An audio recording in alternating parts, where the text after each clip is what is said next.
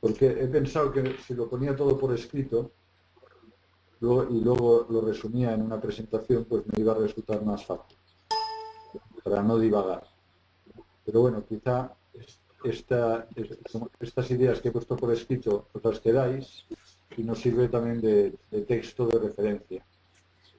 Y luego también para una futura clase pues queda ahí escrito, ¿no? No sé cómo lo veis. Bueno, es un experimento, por lo cual, pues, si sale bien, estupendo, y si no, pues Para mí también. me parece bien. Muy bien. Un segundito para correr aquí el texto de la... Ah, sí, corre con las letras. Entonces, Pedro está por ahí, ¿no? Vamos a hablar de hoy de un tema clásico de la espiritualidad, que es el mundo, el demonio y la carne. Si buscáis en internet encontraréis pues, muchas referencias en Google con este mismo orden, el mundo, el demonio y la carne. A mí no me parece el mejor de los órdenes para tratar de este tema. Prefiero hablar, y así lo he titulado, el demonio, el mundo y la carne. Comienzo diciendo que no soy experto en teología espiritual y que desconozco el origen de esta triple formulación. No sé de dónde viene, pero debe ser bastante antigua. En todo caso, es un hecho que la historia, la tradición católica, ha llegado a condensar en estos tres conceptos los enemigos del alma. Esta misma formulación, como veremos después, enemigos del alma, es algo que ya tenemos que purificar en orden a la nueva evangelización. Porque el hombre no es, los hombres no somos almas, ¿no? Sino que somos personas que son al mismo tiempo cuerpo y alma. O un espíritu encarnado, o un cuerpo vivificado por un espíritu, pero en todo caso nuestro ser no se compone principalmente del alma, sino que somos cuerpos. O sea, somos carne.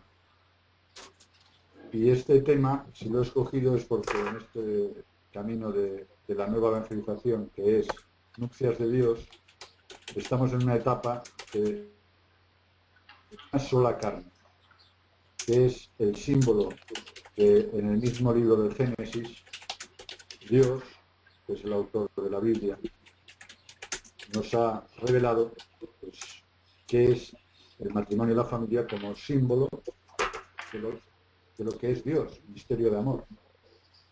El concepto de carne es fundamental. Y habitualmente en la historia de la tradición, pues el concepto de carne pues, se ha visto en sus perspectivas más negativas. Estos días pasados en el grupo de Facebook pues, han salido a relucir esta dimensión negativa, que la tiene, porque la carne es un enemigo del alma. Pero para poder comprender qué significa que la carne es un enemigo del alma, tenemos que analizar el concepto primero en positivo, para ver la grandeza que tiene la carne. La creada desde el principio para ser pues, esposada por el mismo Dios. De ahí el tema de las nupcias de Dios. Es Dios que se ha hecho carne, Dios que se une a nosotros. Y la carne ha sido creada para ser glorificada. Esta es la grandeza de la carne. Bueno, pues aquí en este texto podéis ver que yo me he apartado del orden tradicional. Aquí voy explicando rápidamente lo que significa estos conceptos, el mundo, el demonio y la carne, para luego tratarlos uno por uno en el contexto, en el horizonte de una nueva evangelización. Porque tenemos que presentar estos conceptos de una manera un poco distinta a la tradicional. El mundo. Se suele entender por el mundo la oposición organizada que Dios tiene para el hombre. Es un concepto que surge de la experiencia cristiana. La misma oposición que encontró Jesucristo que es la luz, y las tinieblas no le recibieron, no solo en su nacimiento en Belén, porque los suyos no le recibieron, sino a lo largo de su vida, sobre todo cuando se manifestó, cuando trajo la buena nueva, el Evangelio encontró oposición, hasta el punto que murió en la cruz. Y si él, que es el maestro, encontró oposición, también nosotros la encontramos, a medida que queremos vivir el Evangelio. San Juan, en su carta, la carta de San Juan, el capítulo 2, capítulo 16, del siglo XVI, dice: todo lo que hay en el mundo es concupiscencia de la carne, concupiscencia de los ojos y soberbio de la vida. No nace del Padre, sino del mundo.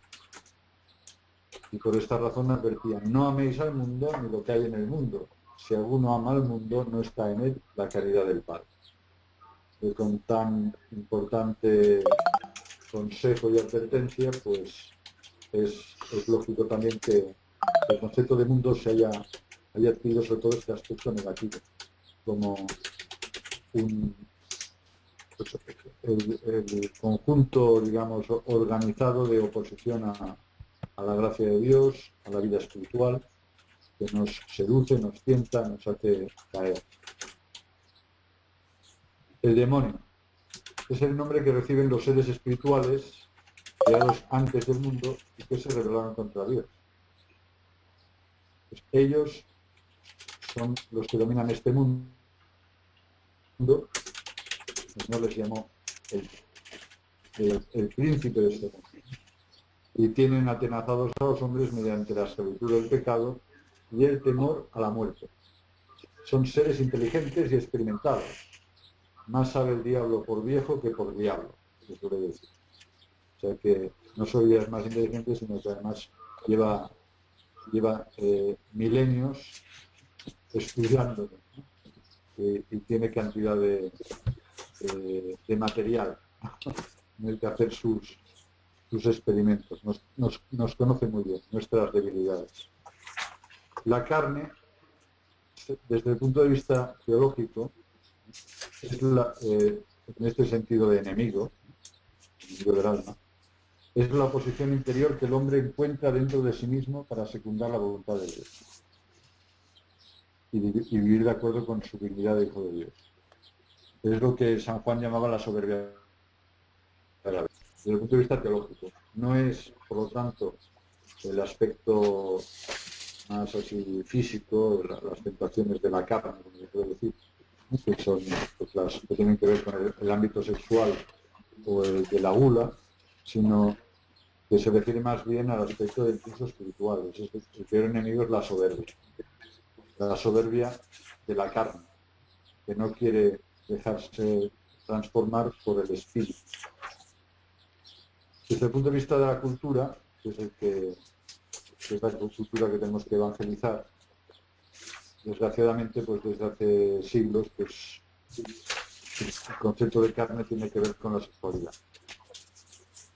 Y explico rápidamente que el puritanismo no es solo un problema de las sociedades protestantes, así se denomina un movimiento dentro del puritanismo, sino que hay conceptos puritanos también en la cultura católica, que consiste pues, en una visión antropológica dualista. El hombre está compuesto de alma y cuerpo. El alma es el aspecto digno, noble del ser humano, por ser espiritual, y el cuerpo pues, es aquello que nos asemeja a los animales, y el cuerpo pues, es una dimensión, desde esta visión antropológica dualista, es una dimensión, digamos, innoble, indigna, algo que hay que sublimar a través de la vida espiritual, que en sí misma sería mala. Y ya os decía antes que ya desde el principio, cuando uno habla de enemigos del alma, pues esta expresión tiene un peligro, ¿no? Que es entrar en esta dimensión dualista. O sea, como si nosotros fuésemos almas que también es una perspectiva que se ha utilizado mucho en la pastoral. De hecho, las parroquias no se cuentan por personas, sino por almas. Como si fuésemos nosotros fuésemos todo espíritus y nos tuviésemos que olvidar del cuerpo, porque lo importante es ir al cielo con el alma. Todo esto tiene mucho que ver precisamente también con las visiones maniqueas, como un principio del bien y del mal. El bien es el espíritu, el mal la carne, el cuerpo, la materia, como si el hombre tuviera que purificarse de todo material y espiritualizarse. Todo esto nada tiene que ver con la Biblia, porque en la Biblia, como veremos, la carne. No dicho esto, si os parece, pasamos al primer tema. Vamos a tratar, pensaba ir más rápido, pero estamos un poco lejos. Es una lástima que no nos pueda servir agua, Pedro. Sé que sí. No ha llegado todavía esta tecnología de poder pasar las cosas. Claro. La habrá, ¿verdad? No hemos llegado todavía a eso. Bueno, pues entonces el demonio es llamado por Cristo el príncipe de este mundo. Entonces, yo creo que es el enemigo por excelencia del hombre, porque es él el que realmente se opone a nosotros. Él es no un principio, no una energía, sino que es una criatura, un ser creado por Dios y que se opone a los planes de Dios y tiene como objetivo vital fastidiar a Dios. Es el odio a Dios. O sea, él se alimenta del odio a Dios y a lo que Dios hace. Bueno, es al menos por lo que nos aparece.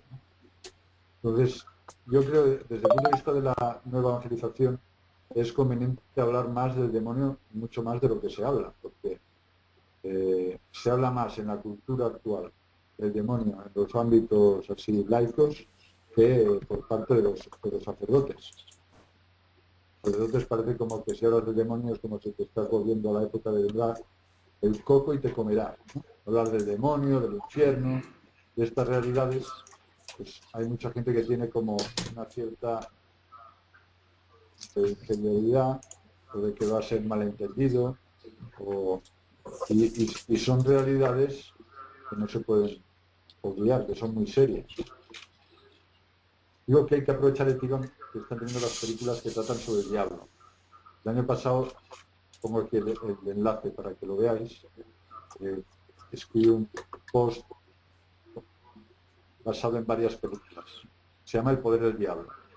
Entonces, varias películas que he visto a lo largo de estos tiempos que tienen que ver con la posesión diabólica, dejando aparte la famosa del Exorcista, que es un clásico. Pues tenemos ¿cómo se llama esta? El rito. Sí, la posesión. Sí, el rito y antes la posesión de Eva. Esta es una película. El guión está también muy forzado. Desde el punto de vista, además, teológico, yo creo que tiene defectos serios, porque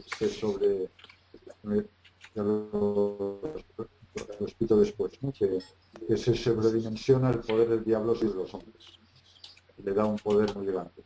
Pues en esto hay que decir que el poder del diablo es grande.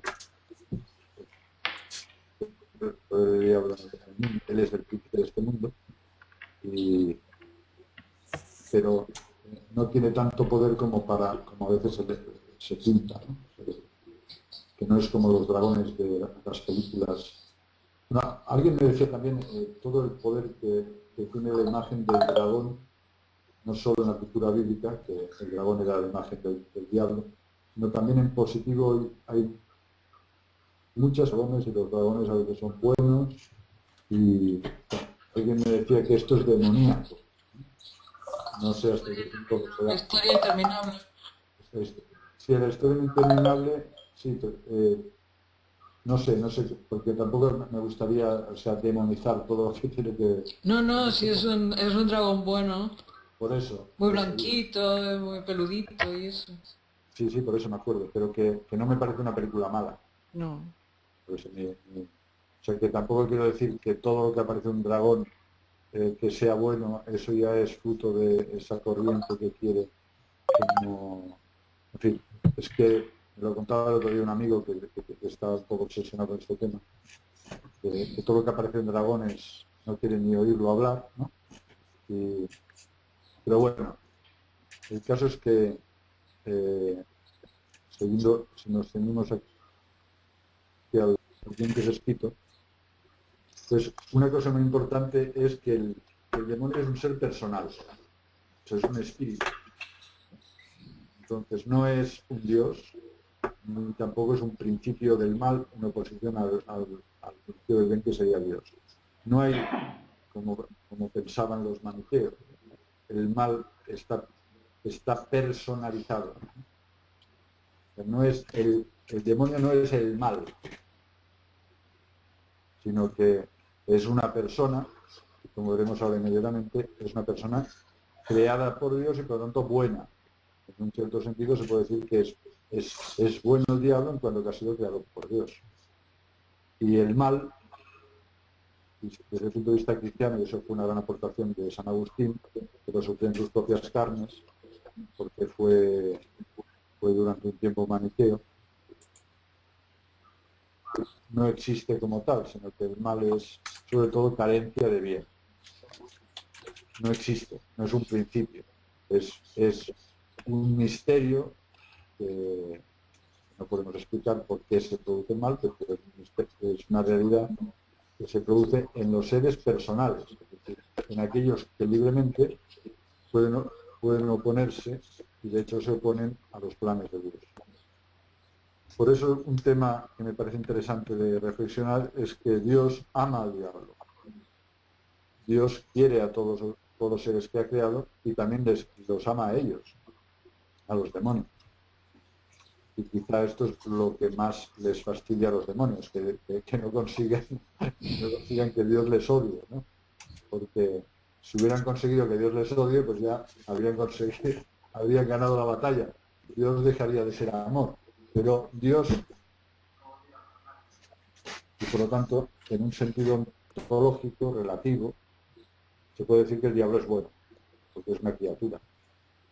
Ahora bien, como esta criatura, de una manera ya definitiva, se ha opuesto a Dios y quiere una existencia lejos de Dios, porque huye de Dios porque no lo soporta, porque el amor de Dios le reconcome, pues, y todo lo que es santo lo saca de sus casillas, podemos decir, pues en este sentido él vive del odio y se hace malo porque quiere ser malo, ¿vale? Pues aquí pregunto, ¿debemos amar nosotros al demonio como le ama a Dios? Hombre, como no somos dioses, como no somos Dios, pues, aunque en un cierto sentido sí que podemos identificarnos con pues debemos decir que también le tenemos que amar, es mejor pensar, ¿no? que con el demonio no tengamos nada que ver. Ni odiarle, ni amarle. O sea, que no vayamos a tener un sentido de compasión, pobre demonio, ven aquí, ¿no? Que te voy a consolar, ¿no? O sea, para hacerlo de una manera así, caricatura. Porque este es el enemigo realmente radical e irreformable. Entonces, sí que le podemos tener respeto. Respeto en el sentido más así, más prosaico, como lo tenemos aquí escrito la frase, creo que es de San Pedro, no lo tengo que buscarla. Es el que está como un perro rabioso encadenado en busca de quien morder, el diablo. Pues así como a un perro rabioso, pues tú no te acercas, pues si te acercas y te muerde, pues la culpa es tuya, porque le está encadenado, pues así nosotros con el diablo. el diablo no tiene poder directo sobre las personas, sobre nosotros. La permisión divina Dios le permite actuar en el mundo, y eso también forma parte pues, de ese misterio que es la existencia del hombre y la existencia del mal. Dios permite que el mundo esté dominado por él, pues, puesto que él ganó la primera batalla, que es podemos llamarlo así, en la oposición a Dios, puesto que tentó a Adán y Eva, y Adán y Eva cayeron bajo su dominio. El hombre está bajo el poder del diablo, de la muerte y del pecado. Y de esto es de lo que nos ha venido a salvar Jesucristo. Bien, pues decía que este parece ser un punto importante que se desnaturaliza en algunas películas. Entonces estamos en que... Un momentito. Sí, no sé si habéis visto estas películas, pero bueno, en la del rito es también bastante característico que el demonio desde luego actúa de manera muy, muy directa sobre las personas, ¿no? Les hace daño, les hace daño físico, incluso puede producir la muerte. Hay una película entre estas que para mí es la que está más delicadamente tratado el tema, que es la de la posesión de Emily Rose, que es un caso real. Entonces allí es una chica que está poseída por el demonio y entonces muere en la película. Entonces ahí plantea el problema de si la muerte, o sea, ¿quién ha producido la muerte de esta chica? Pero muere porque ella voluntariamente quiere morir, según recuerdo. Bueno, no, o sea, ella más que querer morir, ella aumenta el tiempo de vida para poder sufrir, ¿te acuerdas? Sí, sí. O sea, y la Virgen le da a elegir entre salvarse en ese momento y que escape el demonio de su cuerpo, sí, o continuar la posesión hasta el final, hasta que muera. Hasta que muera, claro. Entonces ella recibe unos medicamentos por los médicos, y al mismo tiempo que se está medicando, porque los médicos piensan que es un problema mental, un sacerdote le está practicando unos exorcismos. Entonces, a consecuencia de la combinación exorcismo y medicina, en uno de los exorcismos la chica muere. Esto es un caso real, ¿no? Entonces, al exorcista le acusan de haber provocado un homicidio, luego no doloso, pero sí culposo, por haber tratado a una mujer que está desequilibrada psíquicamente, haberle hecho pensar que está poseída y a través de los exorcismos pues haberle provocado la muerte. Entonces el proceso pues se lleva a cabo y la parte del abogado pues defiende que ella en realidad muere no tanto por el exorcismo, sino porque los medicamentos que está recibiendo impiden que pueda defenderse, o sea, que pueda secundar la ayuda que Dios le da para liberarse del demonio. Porque, digamos, como que le bloquean interiormente y no puede. Entonces, es esta tensión entre el medicamento y el exorcismo que provocamos. En todo caso, en las películas que he hablado antes, parece como que el demonio tiene poder desmedido sobre el hombre, mientras que la experiencia teológica y de la vida de siglos de experiencia de personas que tratan a los exorcistas, pues el demonio puede hacer muchas cosas sobre el hombre, pero y de hecho los endemoniados, pues cuando están poseídos por el demonio, pues hacen cosas realmente imaginables, ¿no? Pero no sufren daño. Bien, sobre todo no les puede producir la muerte. Pues, otra cosa Sí.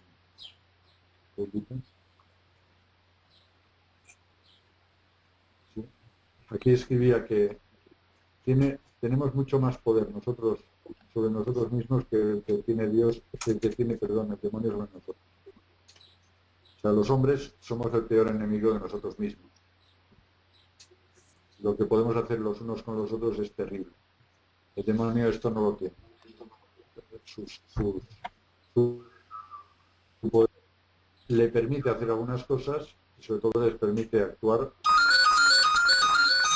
de manera directa sobre las personas precisamente que Dios que a veces permite sobre personas buenas y que no quieren tener nada con él, ¿no? Como se ve en los santos.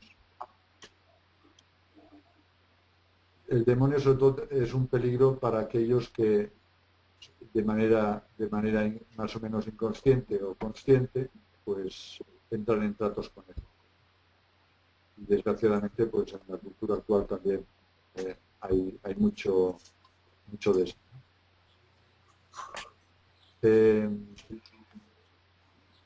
El demonio, es que tenemos que probablemente tendríamos que seguir esto en otro hangout, ¿no?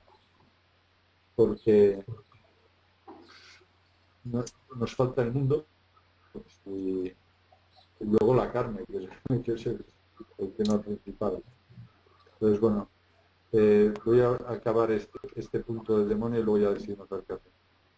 El demonio, decía, no tiene ningún derecho sobre nosotros. Esto es importante.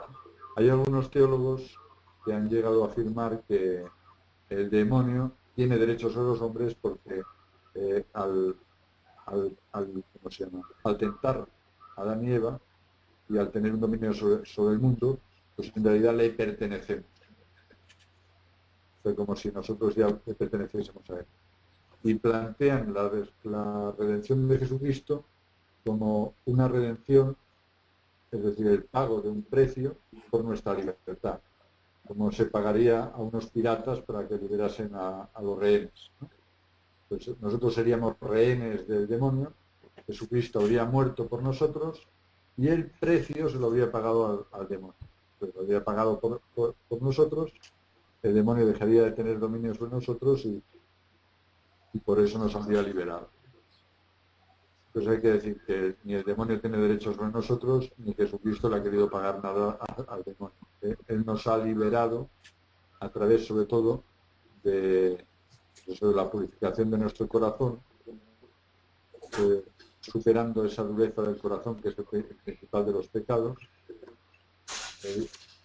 Que nuestro corazón es un corazón de piedra, la insensibilidad, la dureza que nos hace pues eso, ser malos, ¿verdad? Más que ser malos, actuar mal.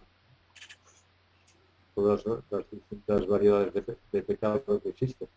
Entonces, Él nos ha venido a liberar del temor a la muerte, una gran liberación, porque no tenemos la muerte precisamente porque creemos que Jesucristo nos ha librado del infierno. Nuestra alma se salvará, si Dios quiere, después de la muerte, y al final de los tiempos resucitaremos y la carne será glorificada. Por lo tanto, no tenemos miedo a la muerte. No tenemos miedo al pecado porque podemos vencer el pecado, aunque estemos todavía sometidos a él, y esta forma parte de la penitencia que tenemos que pasar en esta vida. Y tampoco le tenemos miedo al demonio porque nos ha liberado de él, aunque también sigue actuando y intentando. Yo creo que es mejor interrumpir la sesión, que hablamos un poquito de esto y en otra futura sesión pues seguimos con este tema. ¿Qué os parece? Tenéis que hablar el micrófono ahora. Bien. Sí, parece que no. Porque me parece que si no se largaría demasiado. Ahora llevamos 32 minutos con 36 segundos de grabación. Ya iré yo midiendo mejor los tiempos, porque se ve que he preparado el material para dos o tres sesiones, porque en la carne, todavía no hemos entrado en la carne, que es el tema El principal. el principal, ¿no? Entonces, ¿Se pueden hacer preguntas? Sí. Que yo lo que no acabo de comprender, porque realmente a mí siempre me lo han explicado así, de que Jesús había venido a pagar un precio por rescatarnos del poder del demonio. ¿Y por qué se le llama al príncipe de este mundo? ¿Y por qué a Jesús en las tentaciones del desierto le dice todo esto te daré? Si postrándote me adoras, si no fuera suyo, no lo podría dar, ¿no? claro, es que realmente es suyo el que no fuera Lo suyo, material, claro, el poder y tal. es que realmente, o sea, como principio, o sea, como príncipe de este mundo, él domina el mundo. ¿Cómo se llama? La oposición que hay o sea, el pecado en el que estamos metidos, ¿no? Son los pecados personales en los que todos caemos, pues esos nos tiene, a través de, o sea, él nos tiene esclavizado, decía San Pablo, nos tiene esclavizado el demonio a través del temor al pecado y a la muerte, principalmente. Más que el temor al pecado, el temor a la muerte. El temor a la muerte es su principal arma. Entonces, nos tiene sometidos y luego nuestras propias concupiscencias, es decir, nuestro deseo desordenado. Eso es el tema de nuestros dos enemigos, ¿no? Que no hemos tratado. Lo que San Juan decía, la concupiscencia de la carne y la concupiscencia de los ojos. La oposición de la persona que quiere ser carne, no quiere dejarse transformar por el espíritu, es decir, que vive para sí misma, esa es la carne, y luego la tendencia pues a buscar las seguridades en los bienes de esta tierra, una avaricia, un deseo desordenado por los bienes materiales. Entonces, basándose, digamos, en esta realidad, pues la oposición interior nuestra, ese es el pecado, y el temor a la muerte, nos tiene sojuzgados. Nosotros no le pertenecemos realmente. Lo que pasa es que nos domina porque eso nos tienta, nos seduce, nos engaña, y lo que le hizo a Jesucristo pues fue lo que a nosotros nos hace. Jesucristo fue al desierto precisamente para ser tentado, dice el Evangelio, para ser tentado por el demonio. Se fue allí para ser tentado, es decir, para vencerle con las armas con las que nosotros tenemos que vencer. Es la confianza en Dios, y esa confianza nos lleva pues a saber que estamos salvados en la medida que creemos. La fe, esta es la victoria que vence al mundo, vuestra fe. Y luego lo que decías de la redención, realmente esto es una expresión que está también en la Biblia. Es decir, ¿qué significa redención? Es pagar un precio, pero el precio no se le paga al demonio, ¿vale? Sino que se le paga a Dios. O sea, es el Hijo de Dios que, en cuanto hombre, y por lo tanto representando toda la humanidad, paga el precio de nuestro rescate, es decir, de que Dios nos perdone los pecados. Es una manera judicialista de verlo, e incompleta. Lícita, porque realmente el pecado ha supuesto una ofensa a Dios, y esa ofensa es una falta de justicia infinita. Por lo tanto, la justicia, estamos ahí hablando precisamente de precio, ¿no? de pago, para restablecer la justicia. Pero Jesucristo nos muestra, viviendo en la cruz, que aparte de la justicia, aquí está en juego el amor de Dios, la misericordia de Dios, y que más que pagar el precio de nuestro rescate es una manifestación del amor inmenso que Dios tiene por todos y por cada uno.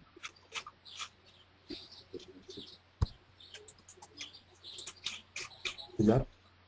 Gracias. De nada. ¿Alguna pregunta? Bueno, yo creo que sí, que lo que me oyen, ¿no? Sí, sí, te oigo.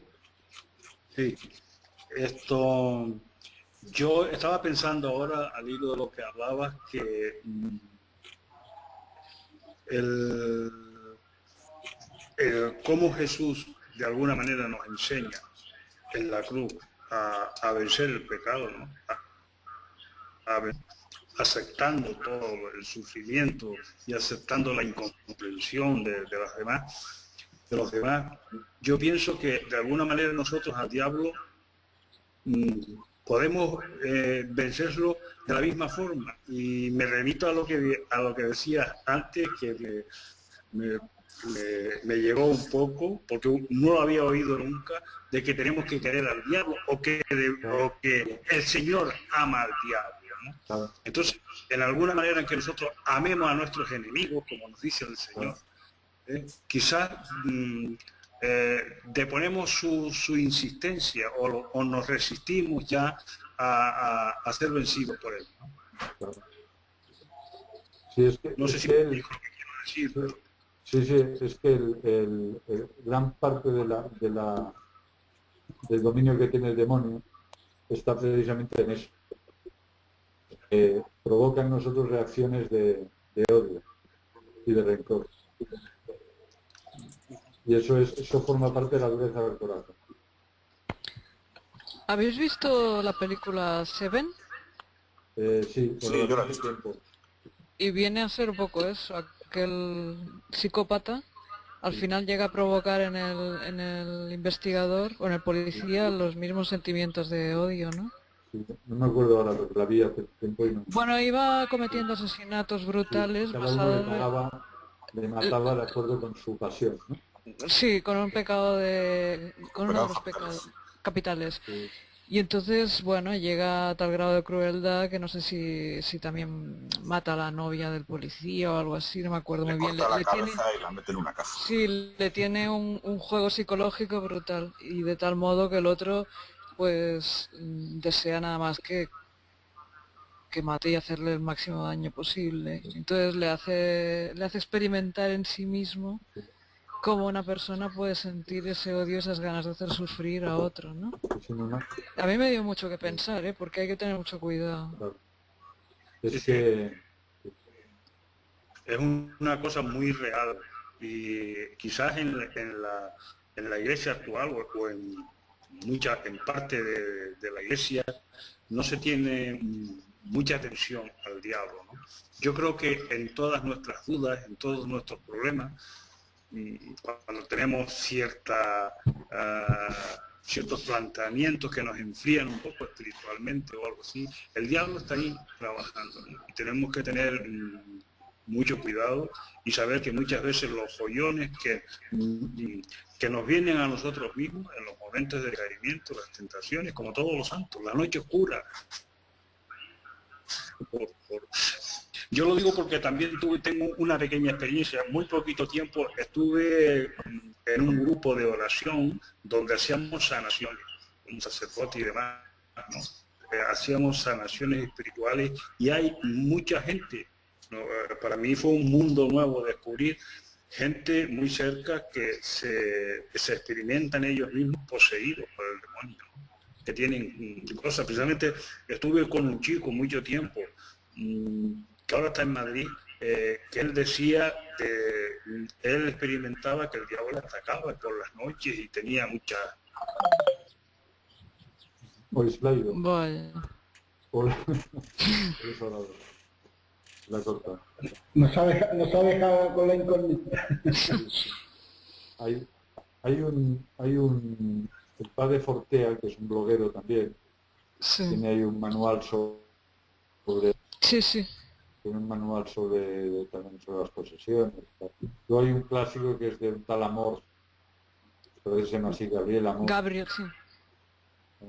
Este es un experto, tiene libros además divulgativos, pero que se ve que no es ninguna broma. Porque el demonio existe y vaya, Las películas estas de las que hablaba antes. Y también están estas de divulgación de Padre Pío y tal, de santos que han sido muy claramente tentados y hasta atacados exteriormente, ¿no? Oye, yo tengo una pregunta, don Joan. Sí. ¿El demonio puede leer el pensamiento? Yo creo que no. Puede. Tengo entendido que no. El padre Fortea opina lo mismo que usted, no puede, o sea, puede intuirlo porque es muy sabio, pero no puede leer el pensamiento de una forma. No puede. No, o sea, la conciencia es un ámbito donde está Dios y nosotros. Pero el pensamiento no lo pueden leer ni los ángeles, ni nuestro ángel de la guarda, si no queremos, ¿no? Tampoco, claro. Por eso digo que está Dios y nosotros y aquellos a quien nosotros queramos. Lo que pasa es que el demonio nos ve venir, porque para él somos tontillos, ¿no? Hombre, nos ve de lejos, vaya. Ahí, a ver si viene Salvador y nos cuenta al final de la peli. Ahí. ¿Salvador?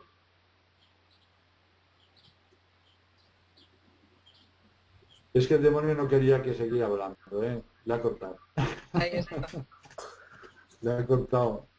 La censura. El demonio de las comunicaciones. ¿Sabes? Es el príncipe de este mundo, ¿verdad? Sí. Venga, hombre, cuenta al final de la peli.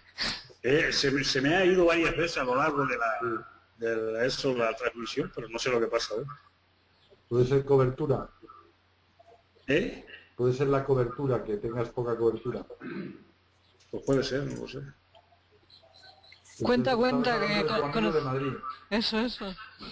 ¿Cómo? Que conocías a un chico que tuvo una experiencia. Conocí a un chico colombiano de color que apareció por aquí y de repente se acercó él a la iglesia. Por lo visto la familia ya en Colombia y tal era muy religiosa. Entonces él tenía una experiencia de que estaba poseído. Él era consciente de eso.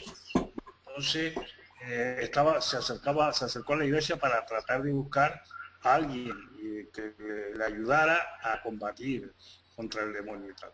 Y a veces noches como que lo tocaban, tenían experiencias que contaba él de cosas y tal, hizo cursillo de cristiandad conmigo y entonces estuvimos un tiempo, en el tiempo que estuve aquí, ahora marchó a Madrid, tengo idea que me han dicho, pero no lo sé, de que tenía intención de meterse en el seminario o algo así, no sé si si en Madrid está por ahí en esa cosa.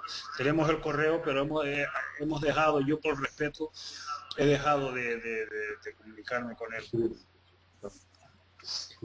Sí, no, y simplemente eso, que entonces tuvimos también una experiencia con un retiro en este sentido de un sacerdote francés que vino, que un poco pues va por esa línea, ¿no? Y entonces el diablo es una realidad que está ahí. ¿Puedo preguntar una cosa? Claro. Yo tengo la sensación de que en nuestros días, con tanto uso que se hace de adivinos, nigromantes, conjuros, dicen, te voy a limpiar el alma y tal, y en realidad pues es magia, ¿no? Yo me pregunto si no gana poder sobre las personas si tú de alguna manera le abres la puerta accediendo a tratos con él. Sí. Desde luego, cuando uno se mete en esos ámbitos y empieza a jugar con cosas de esas, pues está dejando entrar, se acerca, ¿no? O la Ouija, claro. El Reiki. Está muy difundido todo eso. Eso en los libros estos de Gabriel Amor, pues habla mucho de eso. Que la mayor parte de la parte de los santos, Dios a los santos les permite eso porque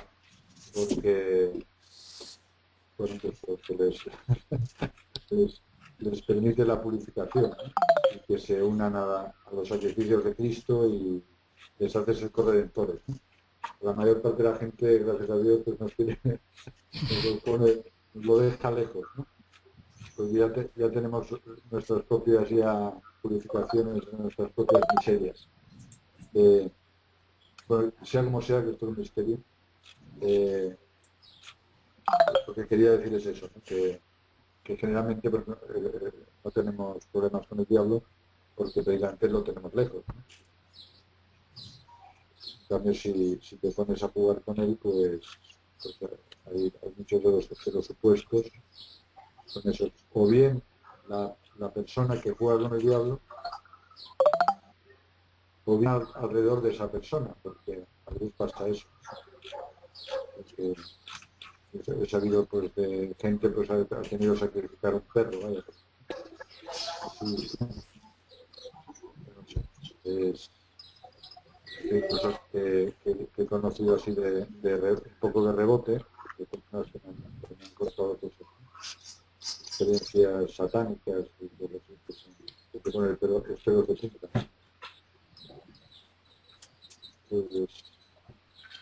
Pues oye, vamos a tener que ir colgando esto, ¿no? Porque eso es como se va a colgar.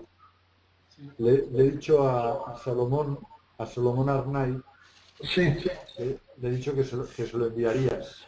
vale. Él quería estar aquí. Y... Bueno, haremos eso. Yo lo subo y cuando lo tenga se lo mando a usted, que se mira si está bien, y lo tiramos para adelante o lo reformamos. Muy bien, muy bien. Entonces, la próxima vez pues ya seguiremos con el mundo y la carne, ¿vale? Y no sé si podrá ser este próximo sábado, porque voy a estar en un sitio con poca cobertura, voy a estar en cerca de Gijón, un sitio precioso, el Liendón de la Peña, ¿sí? Está una casa sobre un acantilado de 100 metros, están las gaviotas, está un sitio precioso, pero precisamente por eso está tan alejado del mundo que no sé si la wifi será suficiente, será cobertura. Lo dejamos entonces, ¿no?